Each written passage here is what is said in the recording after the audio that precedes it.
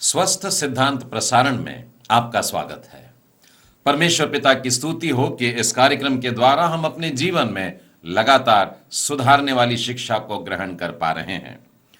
बीते 6 सप्ताह से हमारे मनन का विषय है लोगों की सहायता करना, और इसके अंतर्गत हम सीख रहे हैं सहायता कैसे ना करें।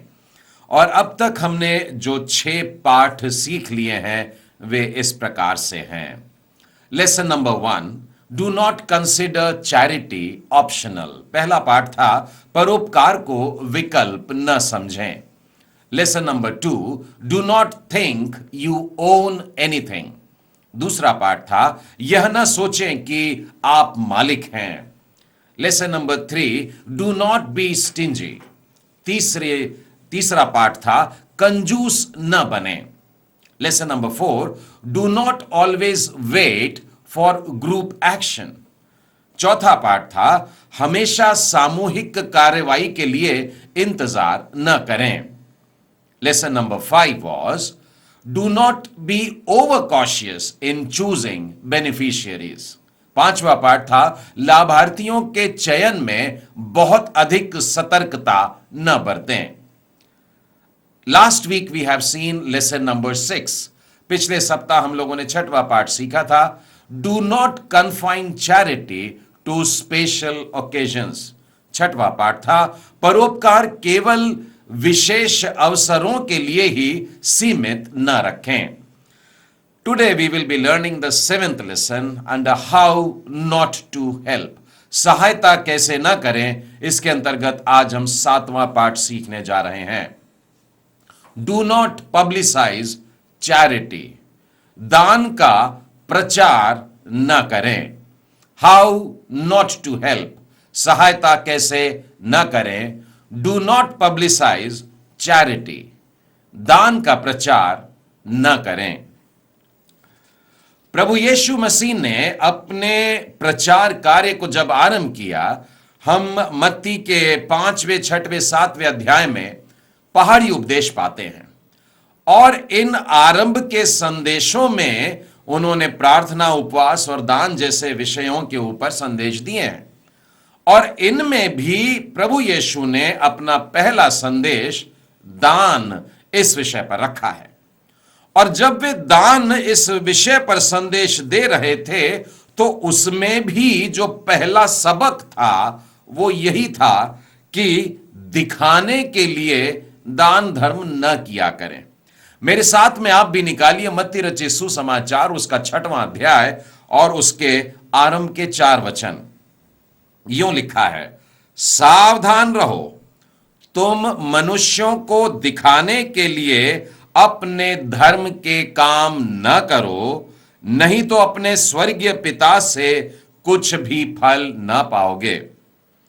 इसीलिए जब तू दान करे तो अपने आगे तुरही न बजवा, जैसे कपटी सभाओं और गलियों में करते हैं, ताकि लोग उनकी बड़ाई करें। मैं तुमसे सच कहता हूं कि वे अपना प्रतिफल पा चुके।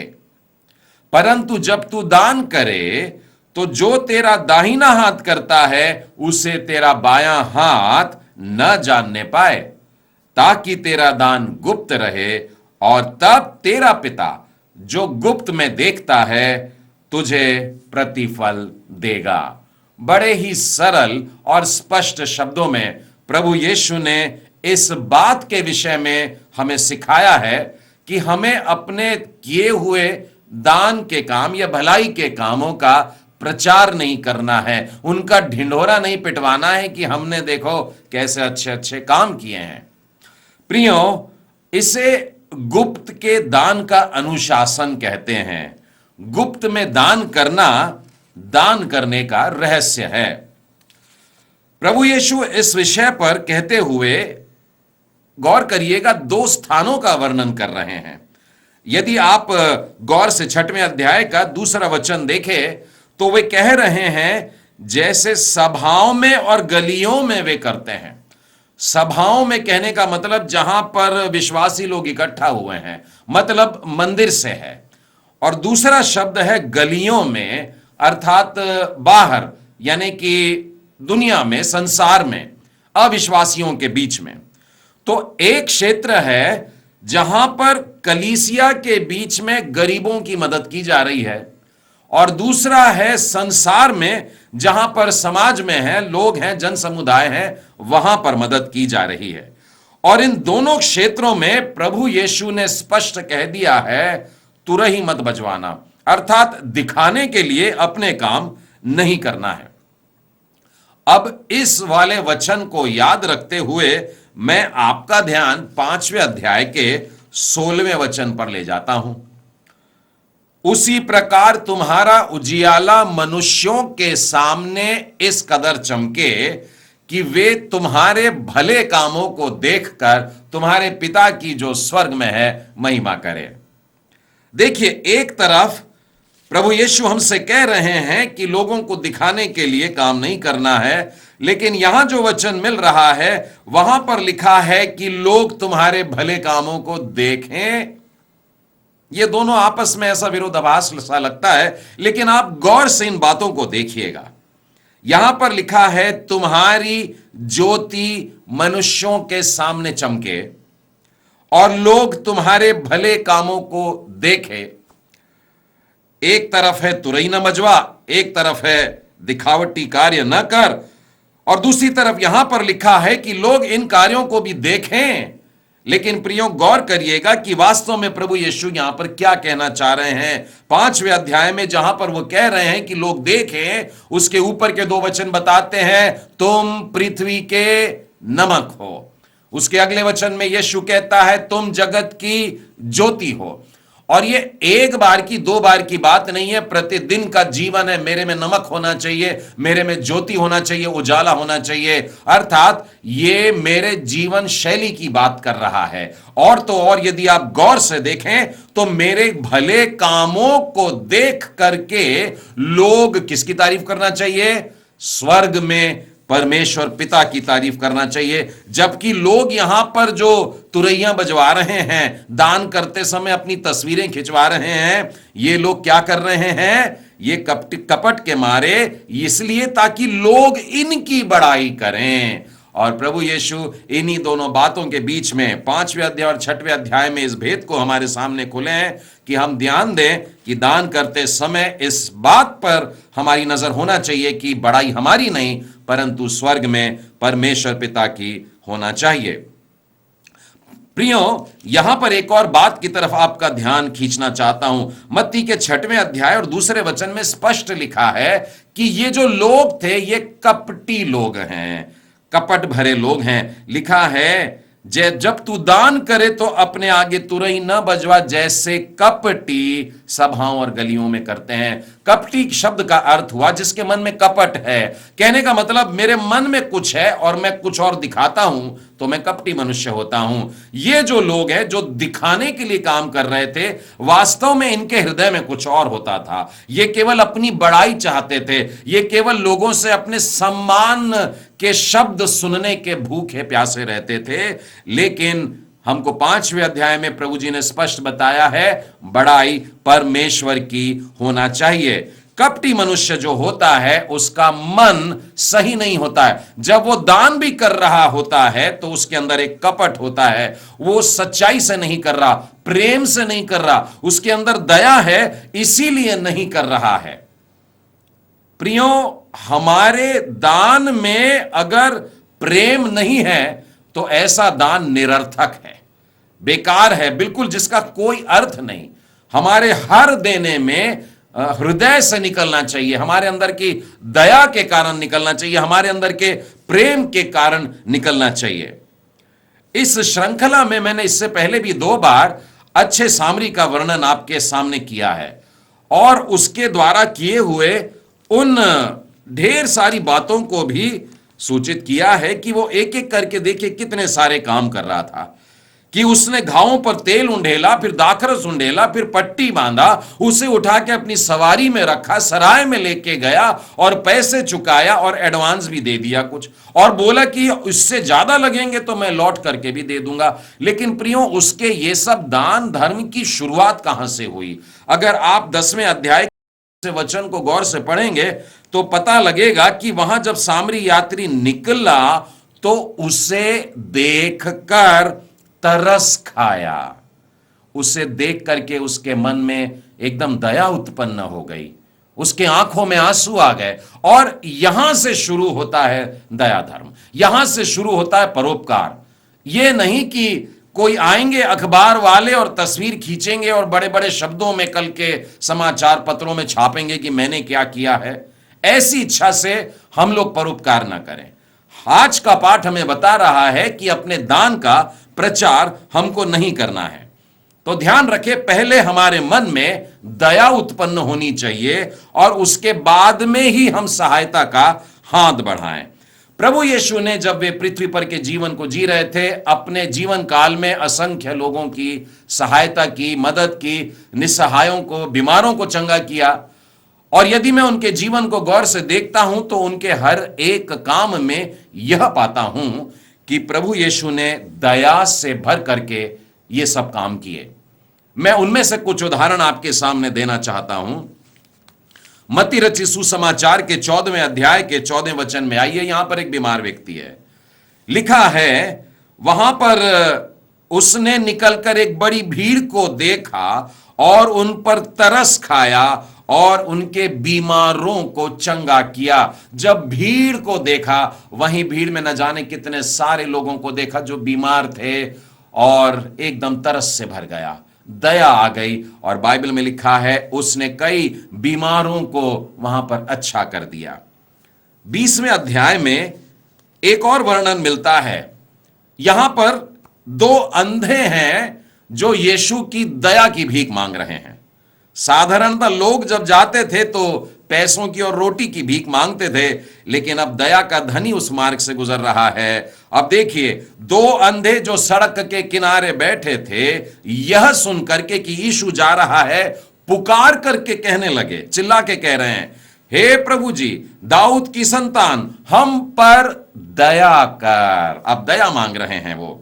लोगों ने उनको डांटा, चुप हो जाओ, क्या चिल्ला रहे हो, गड़बड़ी कर रहे हो, चुप हो जाओ। लेकिन वे और भी चिल्ला करके बोले, हे प्रभु दाऊद की संतान, हम पर दया कर। तब यीशु ने खड़े होकर उनको बुलाया और कहा, तुम क्या चाहते हो मैं तुम्हारे लिए करूं? उन्होंने उससे कहा, हे प्रभु, यह कि हमारी आंखें खुल जाएं। यीशु ने, 34वां वचन, यीशु ने तरस खाकर उनकी आंखें छुई और वे तुरंत देखने लगे। प्रभु यीशु दया से भर गया, तरस से भर गया। मैं एक और उदाहरण मरकुस की पुस्तक से आपको बताना चाहता हूं। पहले अध्याय में देखिए, यहां पर कुछ कोढ़ी मनुष्य हैं और लिखा है, एक कोढ़ी उसके पास आया और उससे विनती की और उसके सामने घुटने टेक कर उससे कहा, यदि तू चाहे तो मुझे शुद्ध कर सकता है। उसने उस पर तरस खाकर हाथ बढ़ाया और उसे छू करके कहा, मैं चाहता हूं कि तू अच्छा हो जाए। और वो कोढ़ी व्यक्ति चंगाई को प्राप्त करता है। प्रभु यीशु ने इस कोढ़ी मनुष्य के लिए भी, प्रभु यीशु ने इस कोढ़ी मनुष्य को चंगाई देने से पहले, उसे शुद्ध करने से पहले अपने आप को मानो तरस से भर लिया, दया से भर लिया और उसके बाद दिया।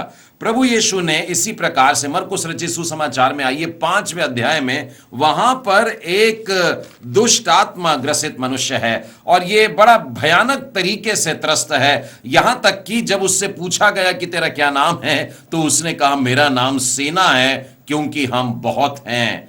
और यह व्यक्ति भी प्रभु यीशु मसीह के द्वारा चंगाई को प्राप्त करता है। मैं आपको उसके 19वें वचन में से बता रहा हूं। जब उस दुष्टात्मा ग्रसित मनुष्य ने चंगाई प्राप्त करने के बाद कहा कि प्रभु जी, मुझे अपने साथ में रहने की अनुमति दे, तब यीशु ने उससे कहा, अपने घर जाकर अपने लोगों को बता कि तुझ पर दया करके प्रभु ने तेरे लिए कैसे कैसे बड़े काम किए हैं। परमेश्वर ने हमारे जीवन में जो कार्य किए हैं उसको सुनाने के लिए, ताकि परमेश्वर की महिमा हो। एक और उदाहरण मैं आपको लूका के सुसमाचार में से और उसके 7वें अध्याय में से बताना चाहता हूं। यहां पर नाइन नगर के दरवाजे पर खड़े हैं, उस गांव के गेट पर खड़े हैं और वहां से एक जुलूस सा निकल रहा है। यह एक अंतिम यात्रा निकल रही है एक जवान की, और उसकी जो माता है वो एक विधवा स्त्री है। और वो उस दरवाजे के पास खड़े होकर के बिलख बिलख करके रो रही है। पहले उसका पति नहीं रहा और अब ये जवान बेटा चला गया है। और जब वो रो ही रही थी, वहां पर 13वें वचन में देखे लिखा है, उसे देखकर प्रभु को तरस आया और उसने उस महिला से कहा, मत रो। तब उसने पास जाकर के अर्थी को छुआ और उठाने वाले ठहर गए। तब उसने कहा, हे जवान, मैं तुझसे कहता हूं, उठ। और वो मुर्दा उठ करके बैठ गया। प्रभु यीशु ने अपने जीवन में जितने भी अद्भुत से काम किए हैं, जितने भी दान कार्य किए, जितने भी सहायता की है, जितने भी लोगों को उठाया है, जितनी भी चंगाइयां हुई हैं, बाइबल में हर बार लिखा है यीशु तरस से भर गया, यीशु दया से भर गया। और यदि आप चारों सुसमाचार को ध्यान से पढ़ेंगे, विशेष करके अगर आप मरकुस रचित सुसमाचार पढ़ेंगे, तो आप इस वाक्य को 7 बार देखने पाएंगे जब यीशु ने लोगों से कहा, किसी से मत कहना। जब एक बड़ा काम हुआ, जब चंगाई का काम हुआ, जब एक आश्चर्य कर्म का काम हुआ, लोग शायद चिल्ला चिल्ला के लोगों को बताना चाहेंगे, तब भी यीशु ने कहा, किसी से मत कहना। अर्थात प्रभु यीशु अपनी प्रसिद्धि नहीं चाहते थे। उनका उद्देश्य ये सब कार्य करने का ये नहीं था कि लोग मुझको जाने और मेरा नाम हो, परंतु हमेशा परमेश्वर पिता को महिमा देते हुए दया से भर करके उस कार्य को करना है, केवल इतनी रुचि रखते थे। प्रियो, फिर एक बार कह रहा हूं कि जिस दान में प्रेम नहीं होता है, दिल से नहीं होता है, दया से नहीं होता है, वो दान निरर्थक होता है, व्यर्थ होता है। मैं आपको पौलुस के उस वाले अध्याय में ले चलता हूं, पहला कुरिन्थी में, जहां पर प्रेम के ऊपर का अध्याय है। जी हां, 13वें अध्याय में आइए और उसमें का मैं आपके सामने 3रा वचन पढ़ता हूं। यदि मैं अपनी संपूर्ण संपत्ति कंगालों को खिला दूं और अपनी देह जलाने के लिए दे दूं, लेकिन प्रेम न रखूं, तो मुझे कुछ भी लाभ नहीं। बड़ा अजीब सा वचन है। इसको पढ़ने से आपके मन में शायद यह भी प्रश्न आता होगा कि क्या यह संभव है कि कोई मनुष्य अपनी संपूर्ण संपत्ति कंगालों को खिला दे और अपनी देह भी जलाने को दे दे और फिर भी प्रेम न रखे? हां प्रियो, यह संभव है कि बिना प्रेम किए भी हम ये सब दान करें। तभी तो बाइबल इस बात के लिए हमें चिता रही है। आप दिए बगैर प्रेम नहीं कर सकते हैं, परंतु प्रेम किए बगैर आप दान जरूर कर सकते हैं। क्रिस्तीय जीवन में हम मुख्यतः 2 वजह से परोपकार करते हैं, किसी की सहायता करते हैं, धर्म दान करते हैं। तो ये 2 कारण में से पहला कारण यह है कि हमें परमेश्वर की आज्ञा मिली है। यह वचन मैंने शायद पहले भी आपको बताया है, लेकिन फिर भी एक बार फिर से खोलिएगा, व्यवस्था विवरण और उसका 15वां अध्याय और उसका 11वां वचन। तेरे देश में दरिद्र तो सदा पाए जाएंगे, इसीलिए मैं तुझे यह आज्ञा देता हूं। परमेश्वर यहोवा हमें आज्ञा देता है कि इन दीन दुखियों का, इन दरिद्रों का, इन कंगालों की सुधि लेना है। तो यह पहला कारण है जिसके कारण हम लोग इन लोगों की तरफ ध्यान दें, इनकी पहुनाई करें, इनका अतिथि सत्कार करें, इनकी मदद करें, इनकी भूख मिटाने के लिए, इनके नंगेपन को दूर करने के लिए हमें मेहनत करनी होगी, हमें दान करने होंगे। दूसरा कारण है कि हम लोग मनुष्यों पर दया करने के भाव से भर जाएं। पहला कारण है कि यह परमेश्वर की आज्ञा है और प्रभु यीशु के जीवन को देख करके हमने जान लिया है कि कोई भी अच्छा काम या भलाई का काम करने के लिए हमारी प्रसिद्धि नहीं, परंतु दया से भर करके काम करें ताकि परमेश्वर को महिमा मिले। इसके लिए मैं आपको इब्रानियों की पुस्तक और उसके 13वें अध्याय में ले चलता हूं और उसके 3रे वचन में लिखा है। देखिए किस तरीके की दया से भरना चाहिए। कैदियों को ऐसी सुधि लो कि मानो उनके साथ तुम भी कैद हो, और जिनके साथ बुरा बर्ताव किया जाता है उनकी भी यह समझकर सुधि लिया करो कि हमारी भी देह है। अब जेल खाने में पड़े लोगों की, बंदी गृह के लोगों के लिए अगर आप सुधि लेना चाहते हैं तो पौलुस प्रेरित यहां पर इब्रानियों का लेखक हमसे स्पष्ट कह रहा है कि अपने आप को कैदी समझो, अगर हम किसी भूखे प्यासे की मदद करना चाहते हैं तो बाइबल हमसे कहती है पहले अपने आप को उन भूखे प्यासों के साथ बैठा देखो, उन नंगे लोगों के साथ, उन ठिठुरते लोगों के साथ पहले अपने आप को देखो। जब उस दर्द में से गुजरोगे तब वहां से तुम इच्छा करो इनको किस प्रकार की दया की आवश्यकता है, कौन सी वस्तु की आवश्यकता है। यदि हम सेवा में ऐसी इच्छा नहीं रखते हैं कि अपने आप को उनके साथ में नहीं देखते हैं तो प्रियो संभवतः हमारे स्वार्थ के कारण हम शायद दिखाने के लिए, अपनी प्रसिद्धि के लिए मरे जा रहे हैं।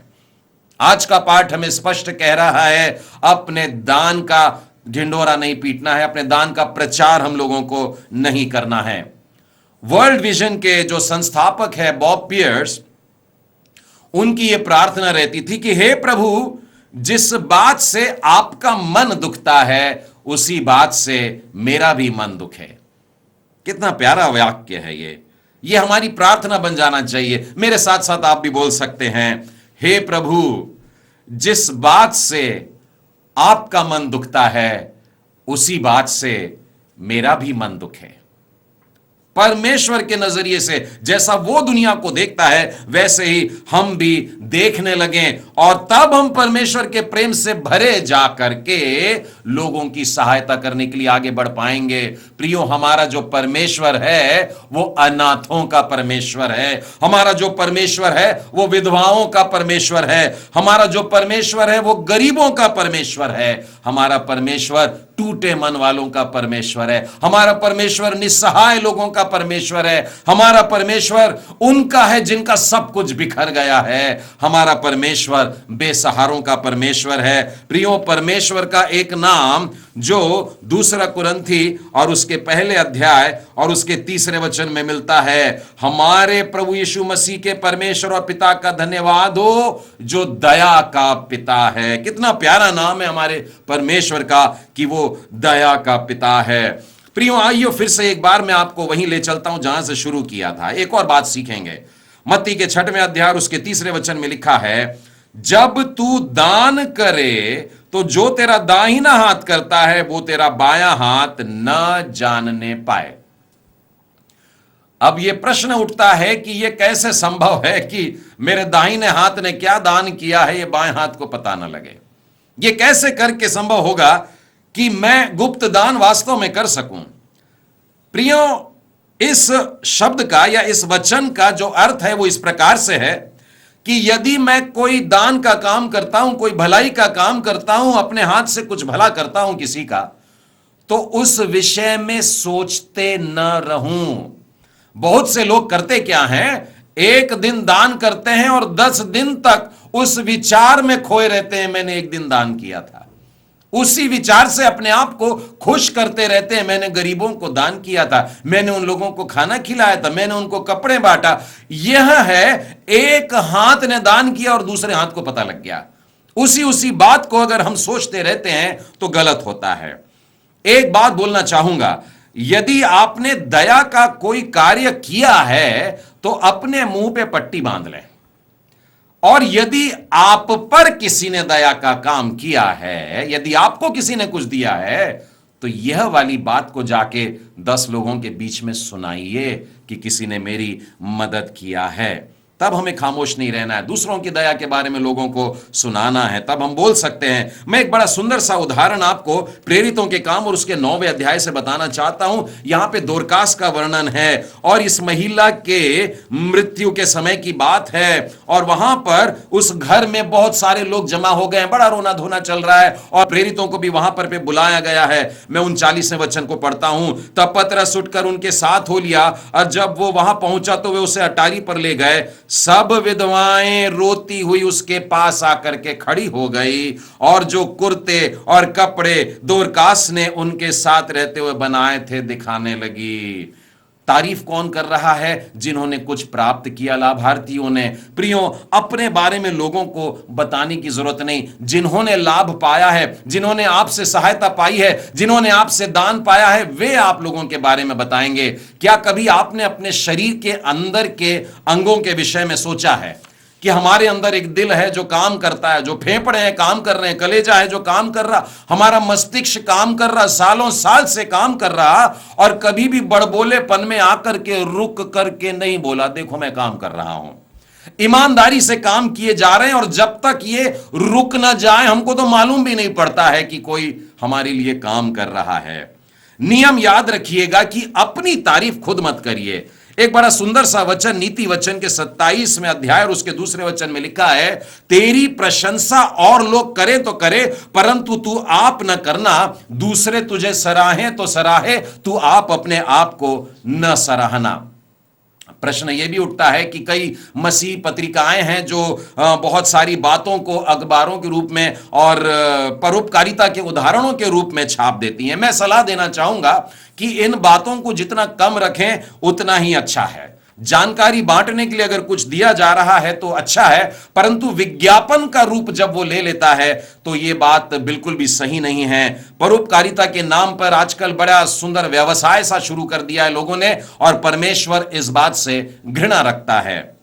आप दूसरी ओर से देखेंगे, यदि मान लो आप लेने वाले हैं, आपने भीख पाई है, किसी के हाथ से कुछ पाया है, तो क्या आप चाहेंगे कि यह फोटो खींची जाए और लोगों को दिखाई जाए कि आपको दिया गया? क्या आप ऐसी चीज पसंद करेंगे? इसीलिए प्रियो मैं कहना चाहता हूं कि जरूरतमंदों की सहायता कीजिए जरूर, लेकिन उनके आत्मसम्मान का भी ध्यान आपको होना चाहिए। अंत में एक दो बातें और आप लोगों के सामने मैं रखना चाहता हूं। केवल आयकर बचाने के लिए, केवल इनकम टैक्स बचाने के लिए परोपकारिता न दिखाए। पैसों का दान धर्म इसलिए नहीं करें कि आपका कर बच रहा है, साथ ही आपके काले धन से गरीबों की सेवा मत करिएगा। यह ना सोचिएगा कि परमेश्वर बहुत खुश हो रहा है क्योंकि मैंने बड़ा सा दान किया है। बाइबल में मैंने पहले भी आपसे कहा है, जब हम किसी गरीब को दान करते हैं तो परमेश्वर को उधार देते हैं। आपको क्या लगता है परमेश्वर हमारे काले धन को पाकर के खुश हो जाएगा? बाइबल हमसे कहती है अपने दान को गुप्त में रखना, और वो परमेश्वर जो गुप्त में देखता है तुम्हें खुले में प्रतिफल देगा। हाउ नॉट टू हेल्प, सहायता कैसे न करें। डू नॉट पब्लिसाइज चैरिटी, दान का प्रचार न करें। परमेश्वर पिता आप सबों को आशीष दे।